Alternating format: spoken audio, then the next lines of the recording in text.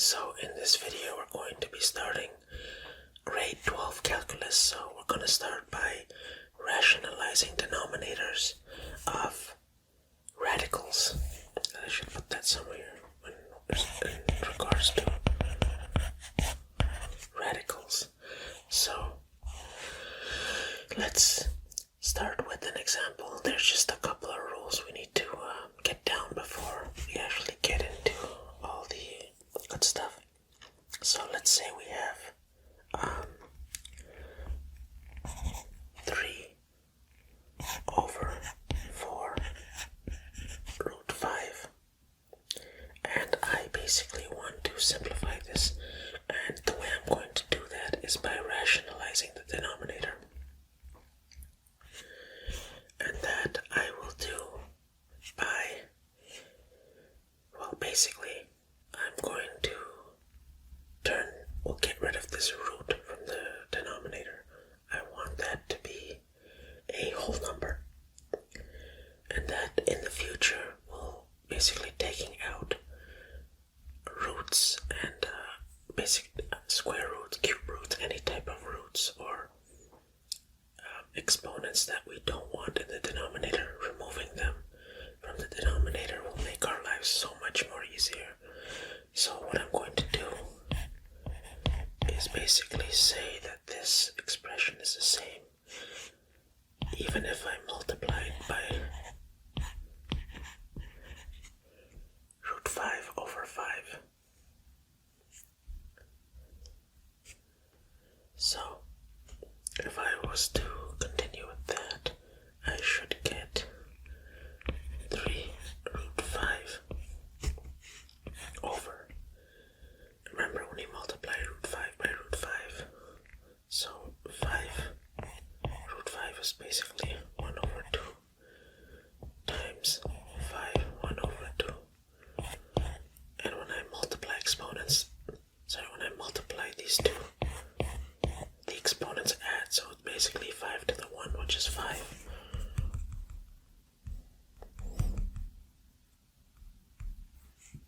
So I'll have the 4 still.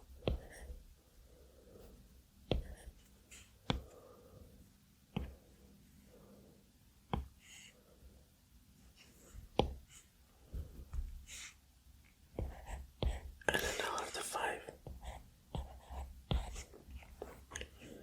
Which leaves me with 3 root 5 over 20.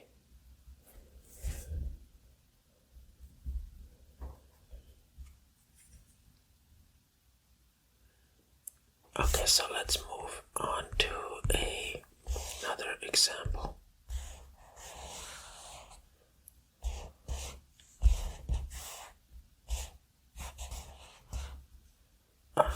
Let's say we have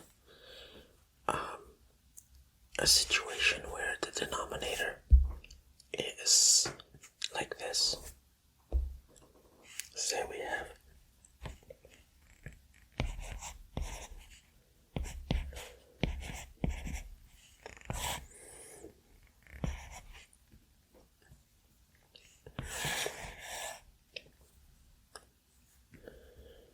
let me just move this down.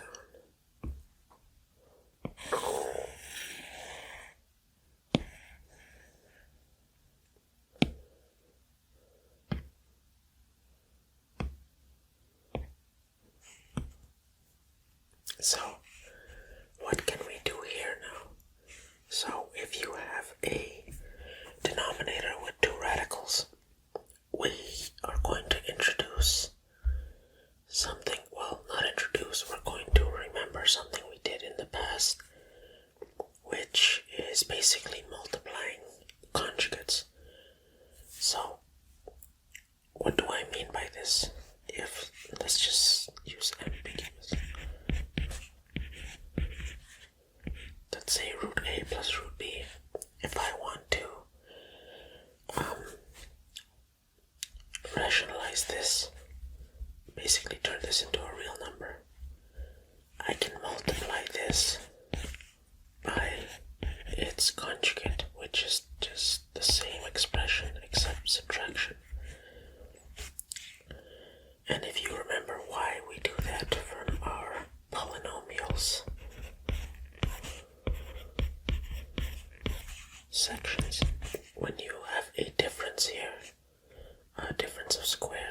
actually can do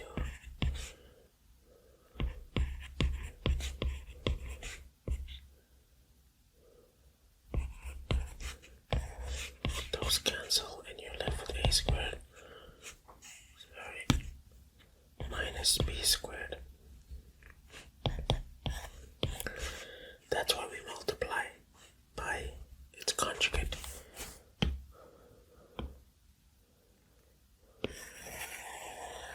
So in this case,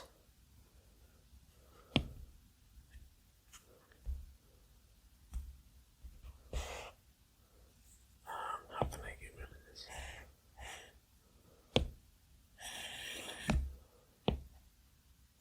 Oh, there.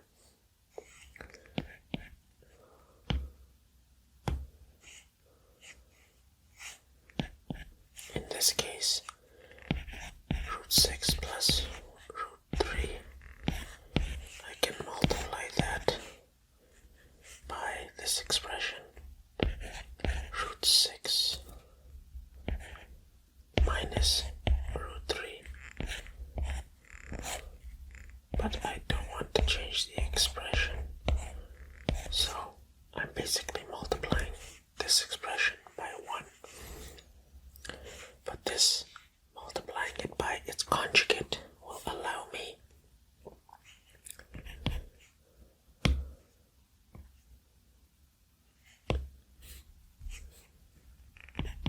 to turn it into root 6 squared minus root 3 squared, which is also like root 6 squared is 6 and root 3 squared is 3. So I can basically write 6 minus 3 in the denominator, but I still have the root 6 minus root 3 in the numerator. I can't forget about that. So basically the denominator will be 6 minus 3, which is that. Oh no.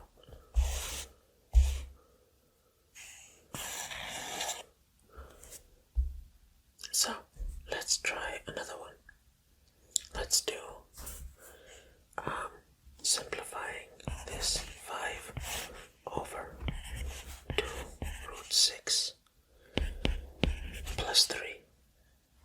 So basically I'm going to, let me just get rid of that.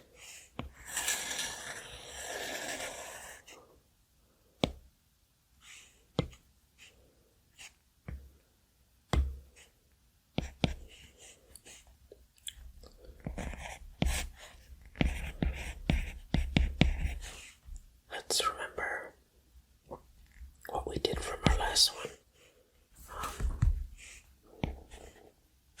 What we can do here is multiply the denominator by 2 root 6 minus 3, because here's plus 3, by its conjugate. And that should give me, well,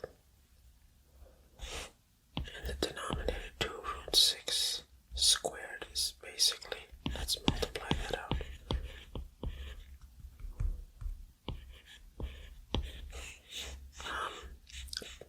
2 times 2 is 4. And then we have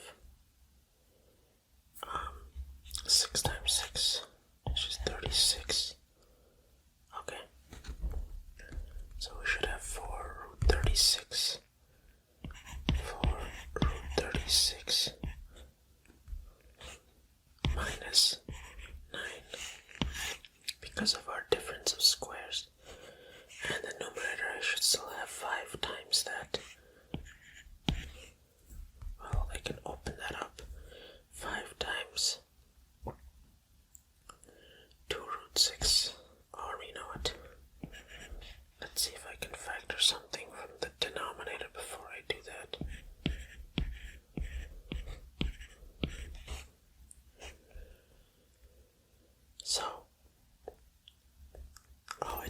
simplest.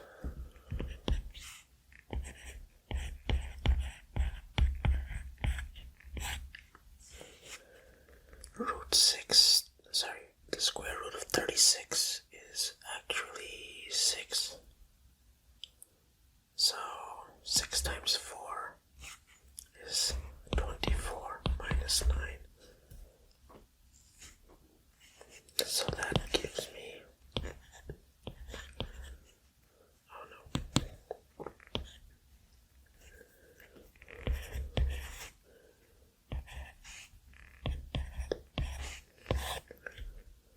24 minus 9 is 15. And 5 over 15 is 1 over 3. So I can get rid of this. So I'm left with 2 root 6 minus 3 over 3. And there we go. We just rationalize another one.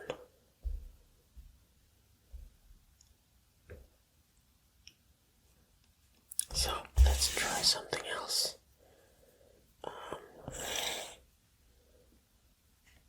Let's try this.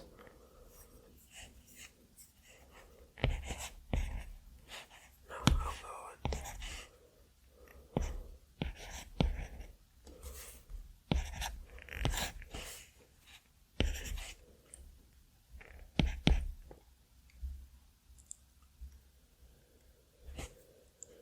in this example, I want to rationalize not the denominator, but rather the numerator. So, we're going to approach this the same way we did the other ones by multiplying the numerator by the conjugate. Root 7 minus root 3 over 2.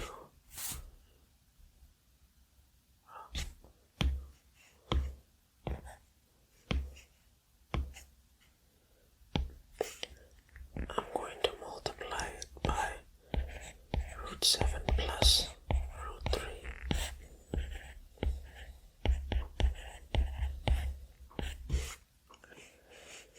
And that will give me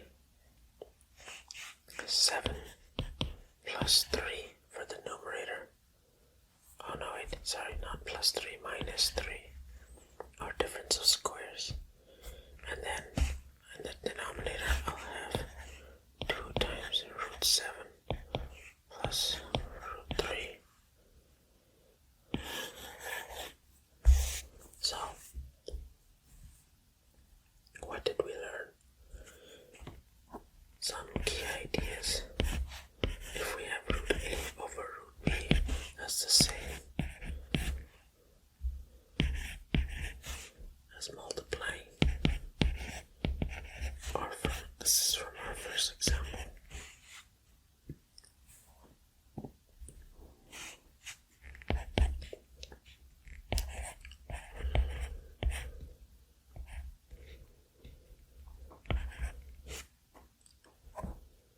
And then the second thing that we did was 1 over, say, rationalizing a denominator. If we have 2 terms, we can rationalize that by multiplying it by its conjugate.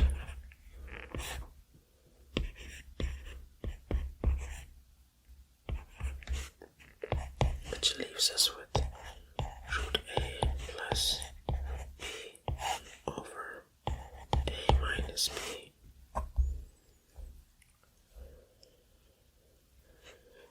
And there you go. Very simple things to remember, but it will take you very far in calculus. You'll have to know how to do these on the fly.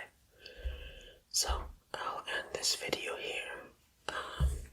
Actually, if you want to try one on your own, try to rationalize this one.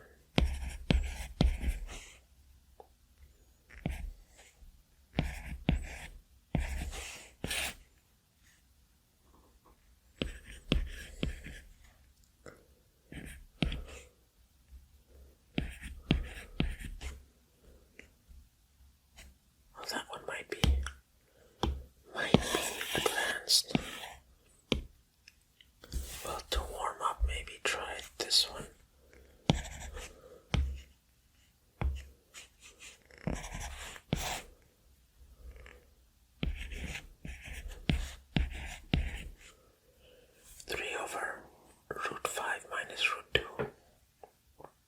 This one down here might be a little advanced.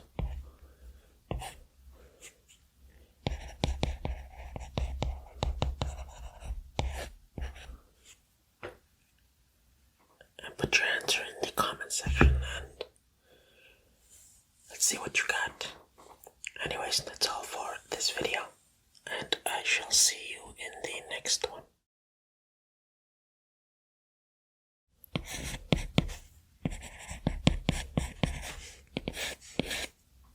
Okay, so in this video we're going to be looking at limits. So, what do we mean by a limit? Let's say you have a function, whatever it is, whatever it's doing. Say we want to know the limit at this point, how the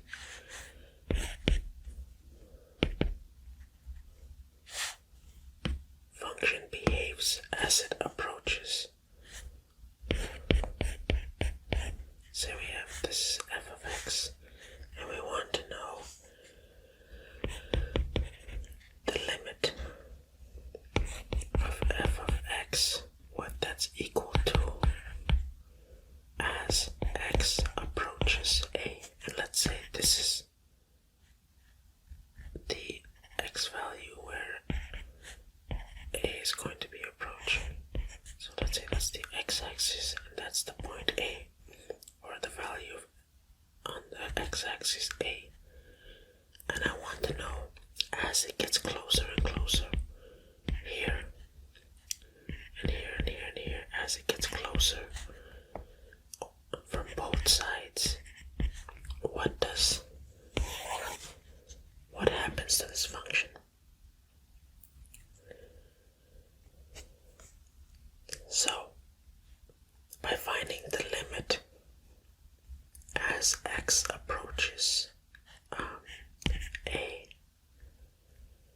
like we don't even need to consider what happens at f at a, because we don't even need to know that. The only thing that we are interested in with limits is the behavior of f of x near a. So, let us look at an example, fresh off of what we were talking about. Let's find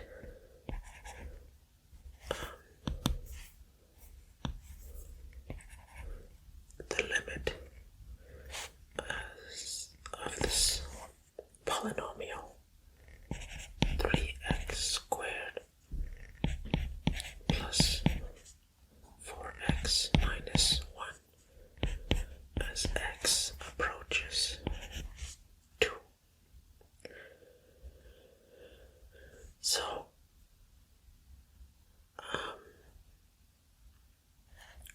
what we can do is actually plug in this 2 into this equation.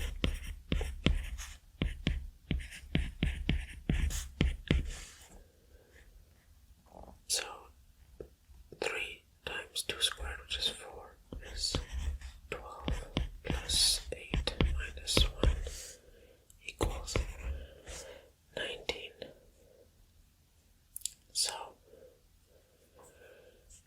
we can say that as this function, this polynomial, as it approaches 2, the function is going towards, like that is what the limit is, 19. And by limit, I mean that say this is 19. That's the point that we're looking at. And that's the function. Let me make this. Say that's the point. As the limit approaches that, as the function approaches x, I messed that up too. So let's say this x equals 2.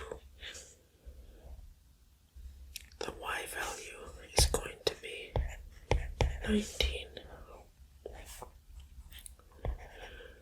So just before it gets to it, it's going to be a slightly different number than 19, and even on this side, it can get closer and closer and closer from both sides.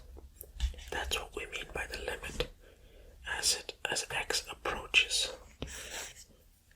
that value. Before we start another one, let's just do some defining.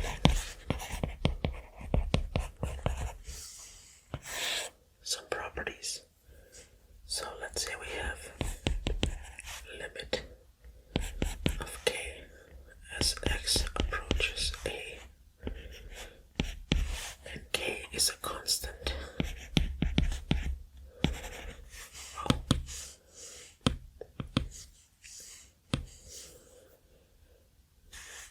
This is the property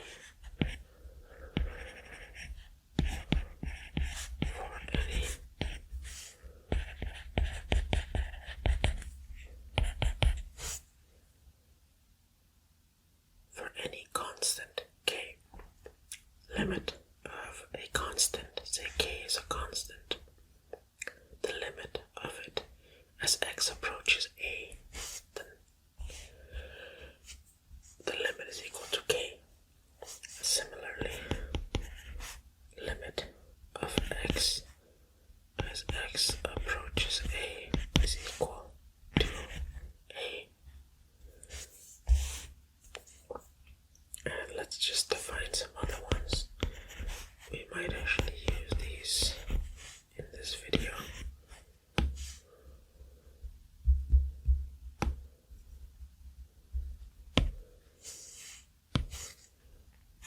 Let's say we have f of x and g of x. If we are adding or even subtracting it, these two functions, the limit of these two, x to a,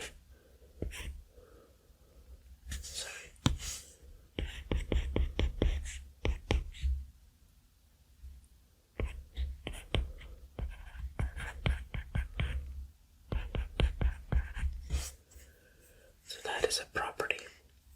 So if you're adding these two functions, the limits are also equal to adding the limits of each one individually.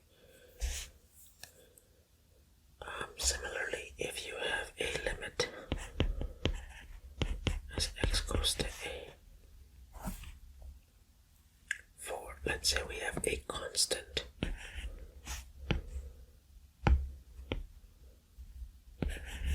c times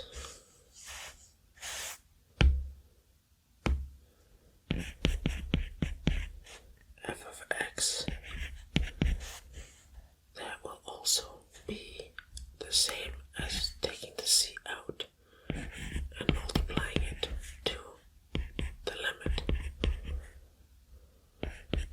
of just f of x for any cent c. And how about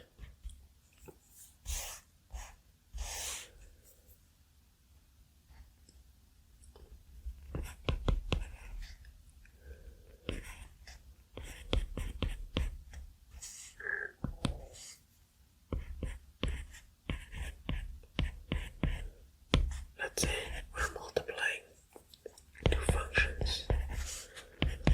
The limit of that is the same as saying the limits of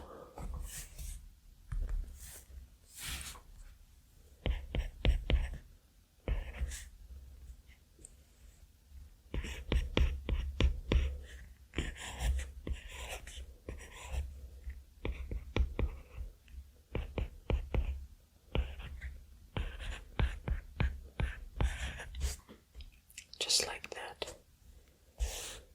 These are just properties that will help us in the future. Let's say we have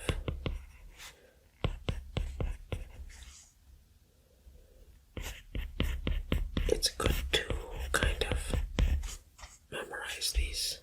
They're not that hard, just simple rules. That one's easy, a constant. That one's fairly simple too. These are just rules. Adding two functions, the limit of that result is the same as the individual ones. This one's with a constant just comes out. Multiplying two functions and finding their limit is the same as finding each one individually. And then the division one is also similar.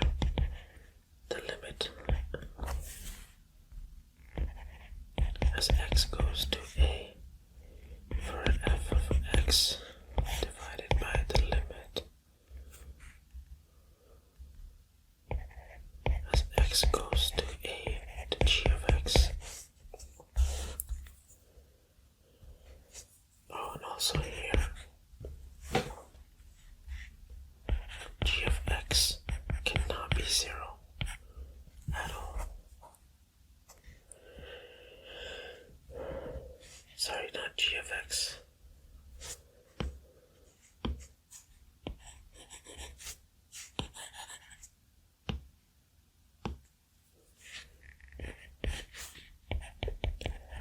The limit of cannot be 0. That's the one we need to go for. And one last one, which we should already have seen coming.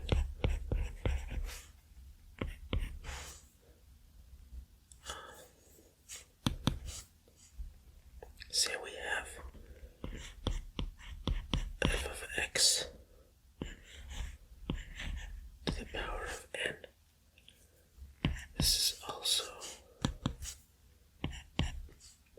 the same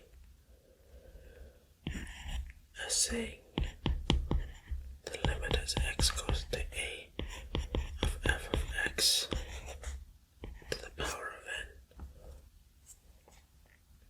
That's for any rational number. So now we can actually go ahead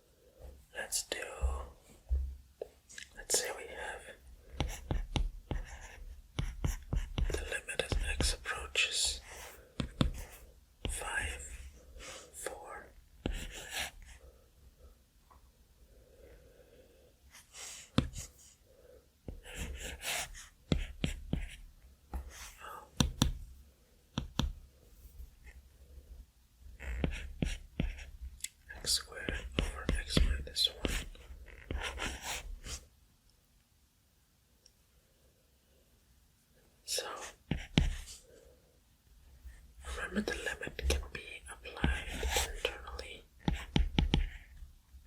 from our exponent rule here. Basically, I took out the exponent of 1 over 2 out, and I'm left with this limit x to the 5, x2, x approaches 5, x squared over x minus 1. But here I can use my division rule.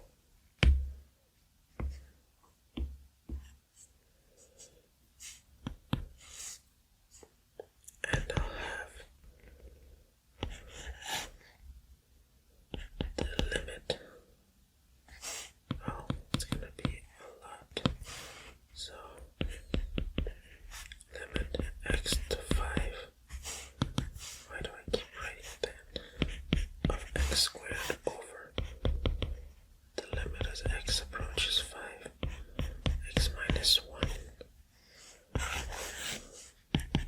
And if I plug in the 5, I should have 25 over 4, which is 5 over 2.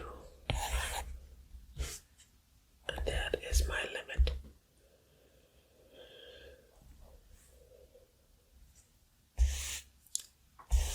Let's try one with that is not going to be as straightforward. Let's say we have x towards 3. Let's say x squared minus 2x minus 3 over x minus 3.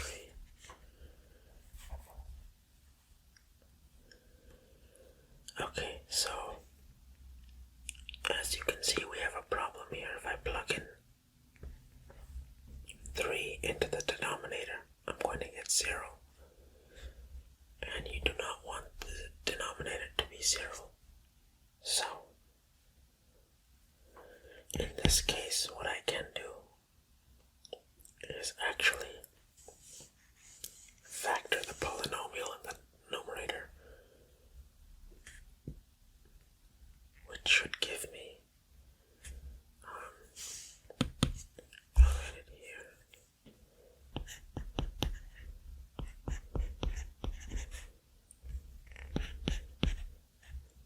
I should be able to use x plus 1, x minus 3, and I have x minus 3 in the denominator as well.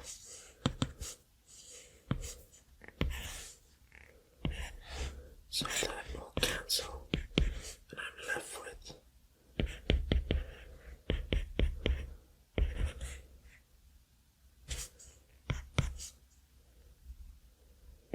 x plus 1, which is equal to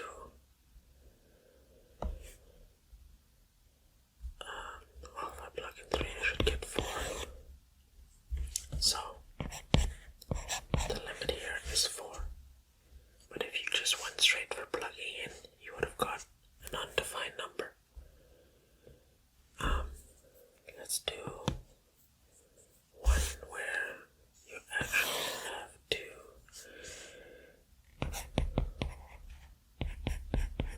x to the 0.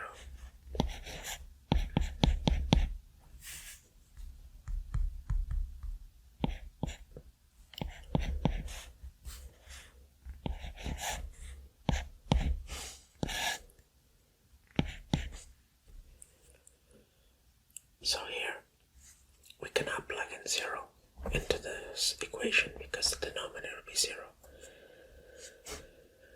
But what we can do is a technique that we learned earlier, and that is to rationalize the numerator. So I'm going to do that here.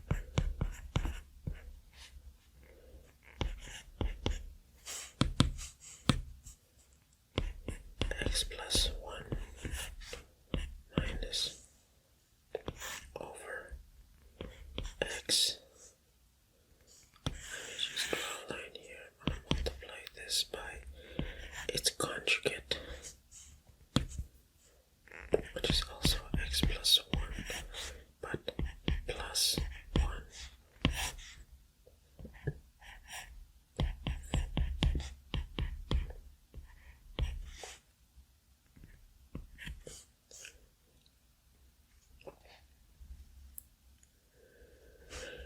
And that should leave me with x plus 1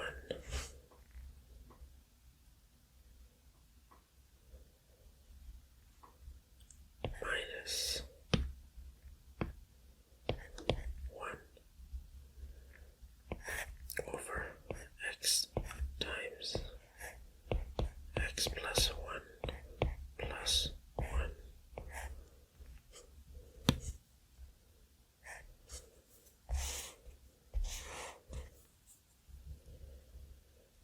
And now that I have that,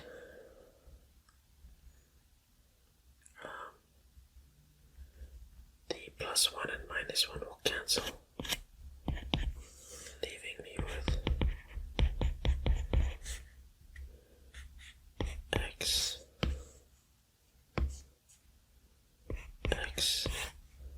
over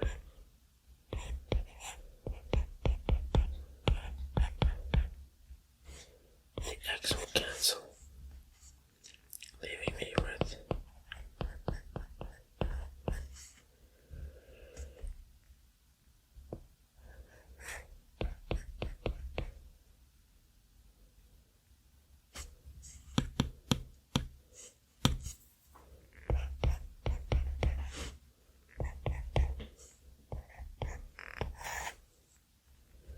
1 over root x plus 1. Well, x plus 1 under the root plus 1. And if I plug in this now, my limit, I should get 1 in the numerator.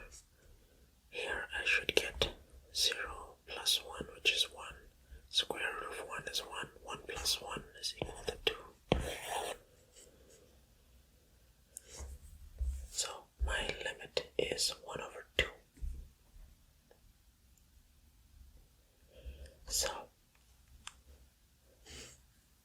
I think that is a good place to stop in this situation.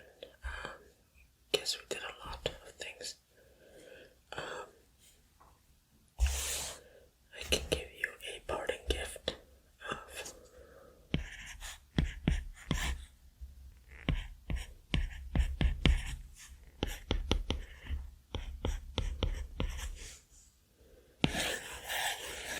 evaluate that. Let me know what you get in the comments. And that's all for this long video on limits, and I shall see you in the next one. Okay, so in this video we're going to be tackling derivatives. So derivatives really is the first, I want to say, half of calculus. And what derivatives basically means is, well, one of two things it could mean. Why does that keep happening? The slope of the tangent line. And remember, we have done many, well, we really went in depth into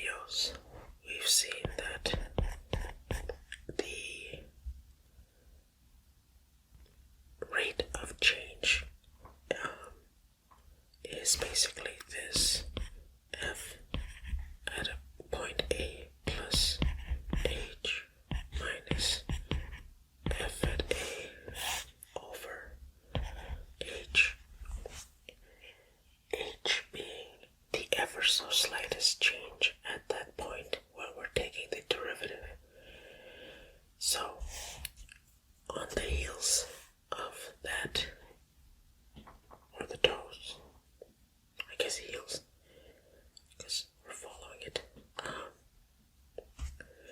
If f of a is equal to our function,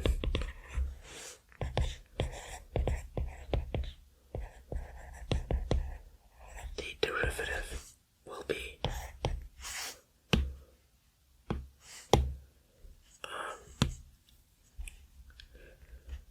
interpreted as this: f at a. That apostrophe you see there, that is how we represent the derivative of f of a. And basically we can say that is f prime of a.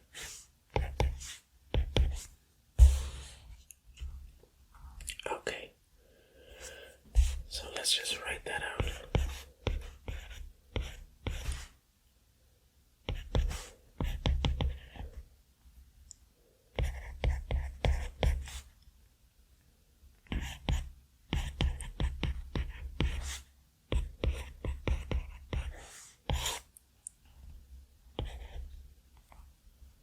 So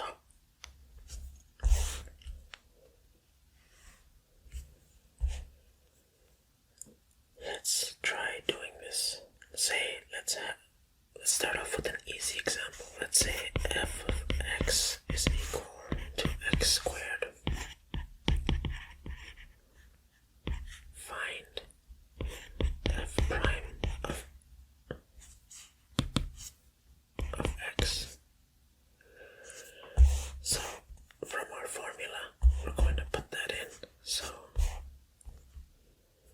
f at a, let's write out our formula here. Actually,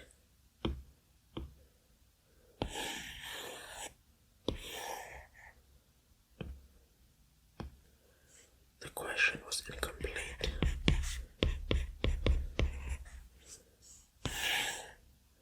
That's what the question is. Find f prime find f prime of x if f of x is equal to x squared at x equals 3. So let's use our definition. F prime at 3 is equal to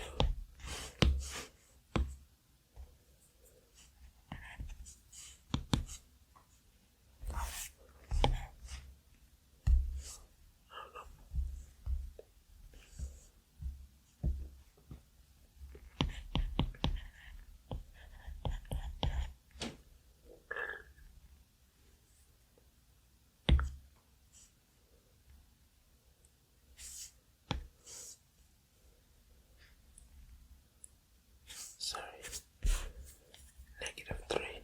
That's the example we're doing.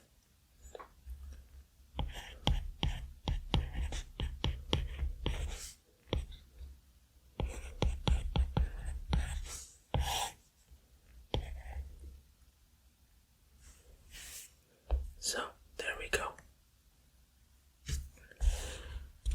Now let's start plugging in our functions. So since our function is x being squared, and here our x is -3 plus h, so let's just put -3 plus h here, squared minus -3 squared over h. So let's start solving that. Let's expand that one. So -3 squared is 9. I should have -3h and -3h, so minus 6h, and then h squared.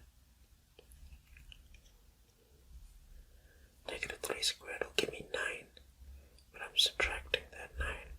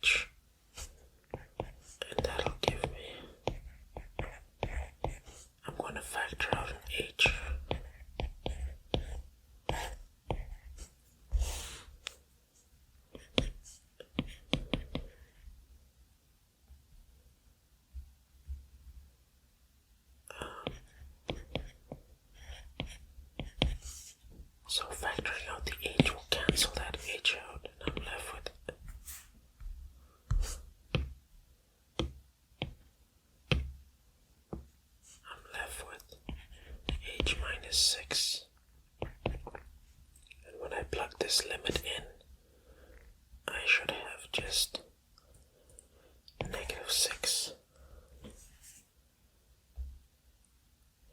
Therefore, the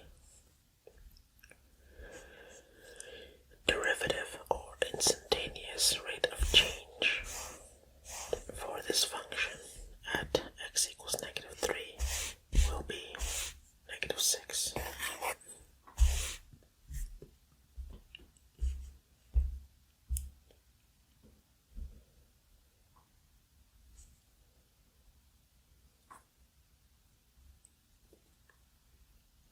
So one thing that I want to do before I end this video on this basically intro video to derivatives, I want to do the same thing for x squared,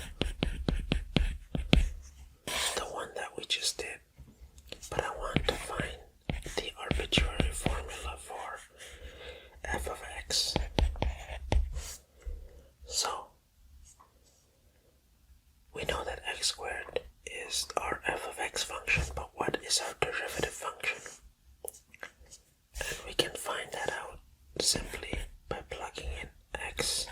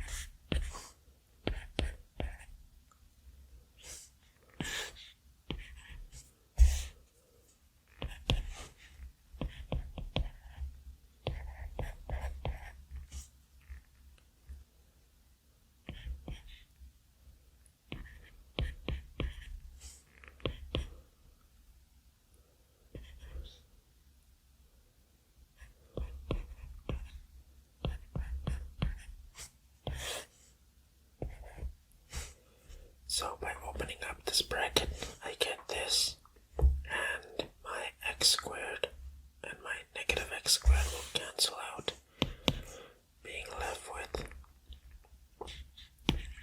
h squared plus 2xh over h.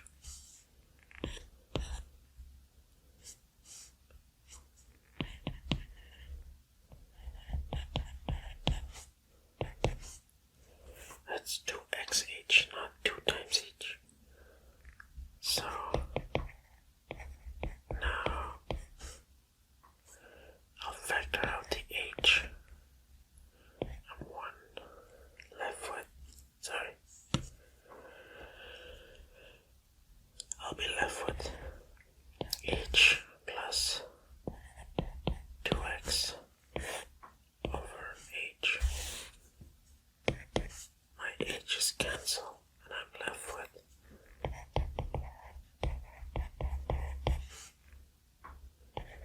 h plus